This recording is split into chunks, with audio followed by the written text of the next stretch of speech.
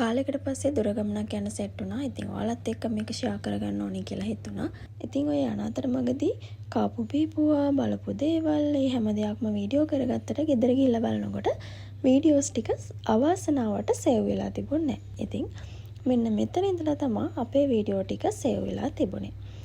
ඉතින් ඔන්න ගෙදර ගිහිල්ලා කාලා බීලා ඉතින් කතා බහ කරලා දෙන්න ඇඳුම් මාරු කරලා එළියට බැස්සා. පොඩි දවස්වල නම් මේ දෙන්න ගෙදර ගියපුවාම පොඩි නිසා වැල්ලට යන්න විතරයි දඟලන්නේ. දැන් හැබැයි මේ දෙන්න ටිකක් ලොකුයිනේ. තේරෙනවනේ. ඉතින් දෙන්නමත් එක්ක මිදුල පුරාමත් ඇවිදිනවා. කැලෙත් යනවා. ගස්කොළ කඩනවා. ඉතින් ගොඩාක් නොයෙකුත් දේවල් මේගොල්ලෝ කරනවා. ඉතින් ඔය දැන් තාත්තව අල්ලගෙන කුරුම්බැට්ටි වගේක් දැකලා කුරුම්බැට්ටි මැෂිමක් හදාගත්තා.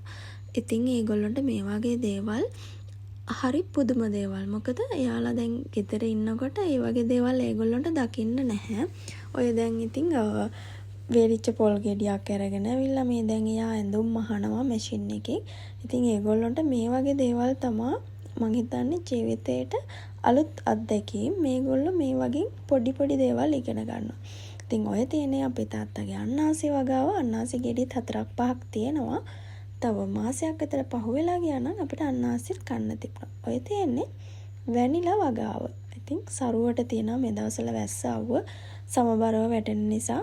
ඔය බලන්නකො ඉතින් පුහු පොල් ගෙඩි ටික කැලේ ඇවිදලා අරගෙන ඇවිල්ලා කුරුම්බැටි ටික අර භාජනයට දාන. ඔය විදිහට හවස්වරුව ගත කරලා අපි ගියේ දඹුල්ල පන්සලට. මේ දඹුල්ල පන්සලටත් මම ගියේ අවුරුදු මං හිතන්නේ අවුරුදු 4කට 5කට පස්සේ. ඉතින් ගොඩාක් වෙනස් වෙලා මේ පන්සලත්. ඉතින් අද පොය දවස නිසාම ගොඩක් සෙනගත් ඉන්නවා. පන්සල ලස්සනට සරසලා තිබුණා. ඉතින් අපි මුලින්ම චෛත්‍යයට ගිහිල්ලා මල් පූජා කරලා වන්දනා කරලා අපි හිතුවා ලෙන් විහාර වලට ගල උඩට නගින්න. ඉතින් ඇත්තටම මේ ලෙන් විහාර වලට දැන් යනවා අඩුයි. මොකද පල්ලෙහා දේවාල තියෙන නිසා බොහෝ දෙනෙක් පල්ලෙහාදීම තමන්ගේ ආගමික කටයුතු සිද්ධ කරගන්නවා. නමුත් මේ වගේ පොය දවසකට වගේ නම් උඩ විහාරයට යනවා දකින්න පුළුවන්. ඉතින් ඔය යන අතරමඟදී රිලව් ඉන්නවා. ඊට පස්සේ මුගටි ඉන්නවා. ගොඩක් පොඩි පොඩි සත්තු ඉන්නවා. ඉතින් ඒගොල්ලෝගෙනුත් ආරක්ෂා වෙලා තමයි යන්න ඕන. මොකද කෑම බීම අතේ තිබුණොත් මල් පොකුරක් හරි අතේ තිබුණොත් මේ රිලව් එනවා පිටිපස්සෙන් ඒක උදුර ගන්න. ඔය තියෙන ගල් තලාවට මේගොල්ලෝ පුදුම ආසාවක් බොහොම අමාරුවෙන් එතනින් ගලවා ගත්තේ. ඔන්න ඉතින් දේවාල භූමියට ඇතුළු වුණා. පන්සලත් මේ ආසන්නයේම තියෙනවා. බෝධීන් වහන්සේ කෙනෙක් තැන්පත් කරලා තියෙනවා. මේ විදිහට පන්සලට ඇතුළු වෙනවා. ඉතින් අපේ හස්බන්ඩ්ට මෙන්න මේ වගේ සරමුකුත් ඇඳ ගන්න වුණා. එතනින් සල්ලි දීලා අරගෙන කොට ඇඳුම් ඇඳලා යනවා නම් අනිවාර්යෙන් මේ හැම දිනාටම මේ වගේ එකක් ඇඳ ගන්න වෙනවා. තව විශේෂ කාරණාවක් කියන්න තමයි මම මේ ලෑස්ති වෙන්නේ. ඉතින් ගොඩක් අය දඹුල්ල පන්සලට ගිහිල්ලා තියෙනවා නම් විශේෂයෙන්ම යන්නේ මෙන්න මේ ස්ථානය බලන්න. ඒ කියන්නේ මෙන්න මේ ගල් පර්වතයෙන් වතුර බිඳුව බිඳුව අවුරුද්ද පුරාවටම එකතු වෙන මෙන්න මේ තඹ හැලිය බලන්න. ඉතින් මේකට මේ පිරෙන වතුර වලින්ලු අවුරුද්දකට සැරයක් කිරි උතුරන්න ගන්න. ඉතින් ඒක ඇත්ත කතාවක්ද බොරු වාදයක්ද කියලා දන්නේ නැහැ. එහෙම කතාවක් කියනවා. ඉතින් මේකට චූටි බිඳුව අවුරුද්ද පුරාවටම වැටිලා තමයි. හැබැයි මම යන හැම සැරේකම මේකේ වතුර එකක්ම පිරීලා තියෙනවා.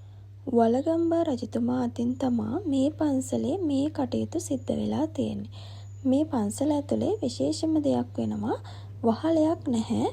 තියෙන්නේ ගල් තලාව යට තමයි මේ පන්සල හදලා තියෙන්නේ. ඉතින් ඔය විදිහට මෙන්න මේ විදිහට සැතපෙන පිළිම තියෙනවා. මේ විදිහට බුදු පිළිම ගොඩාක් ස්ථාපිත කරලා තියෙනවා. මේක ඇතුලේ හැම වෙලේම මේ විදිහේ අඳුරු ස්වභාවයක් තමයි තියෙන්නේ. මේ බලන්න විශේෂත්වය වහලයක් නැහැ. ඔන්න ඉතින් අපි පන්සල වැඳලා පහළට බහිනකොට ටික දුරක් ඇවිල්ලා අපිට හම්බුණා දන්සලක්. ඒ තමයි කිරිබත් දන්සලක්. හැබැයි මේක කනකොට අපි දවල් 2කට විතර ඇති. හැබැයි මේ වෙලාවේ හැටියට කිරිබත් උනත් වටිනවා. ඉතින් ওই විදිහට දන්සල් වැඳලා අපි නුවර බලා පිටත් වෙන්න පටන් ගත්තා. ඔය තියෙන්නේ අලු විහාරයේ පන්සල අතර දන්සලක් තිබුණා. ඉතින් ওই දන්සලට සෙනග එකතු වෙලා තිබුණා. දන්සල් 2-3ක් වැඳගන්න පුළුවන් වුණා. මොකද පෝලිම වැඩි හැම දන්සලකම අයිස්ක්‍රීම් දන්සලකුණු වුණත් 1000ක් 2000ක් පෝලිමේ ඉන්නවා මං හිතන්නේ. ඒ නිසා මේ අයිස්ක්‍රීම් එකට පෝලිමේ ඉන්නේ අපරාධි කියලා හිතුණා. ඒ නිසා අපි ආවා. මගදී මේ දෙන්න නිදාගත්තා. තාම පුතා නම් නිදි. දුව ඇහැරියා විතරයි. ඊට පස්සේ ඇහැරුණ ගමන්ම එයා අයිස්ක්‍රීම් ඉල්ලුවා. ඉතින් හවස 6ට විතර වුණත් එයා අයිස්ක්‍රීම් ඉල්ලපු නිසා දෙන්නටම අයිස්ක්‍රීම් අරන් දුන්නා. අපි ඉතින් කඩෙන් අයිස්ක්‍රීම් කාලා තමයි ආවේ. ටයිම් එකක් තිබ්බනම් අනිවාර්යෙන් දන්සලකින් අයිස්ක්‍රීම් කාලම තමයි එන්නේ. ඔන්න ඔහොම තමයි අපේ පොසොන් වීකෙන්ඩ් එක ගත කරේ. එහෙනම් හැමෝටම බොහොම ස්තුතියි.